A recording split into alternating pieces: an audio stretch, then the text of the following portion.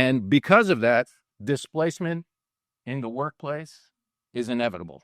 It always has happened with technology, but there's all kinds of theories as to how that's actually really going to happen.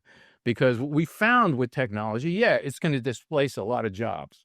The buggy whip manufacturers went out of business when the cars came around, right?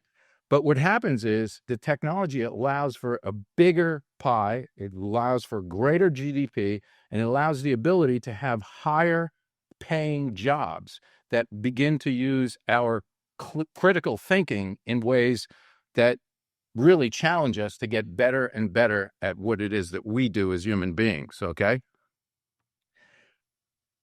Bill Gates was asked, okay, given the displacement, what should students study? And he said, the most important skills are curiosity and a thirst for knowledge. That's the most important skill.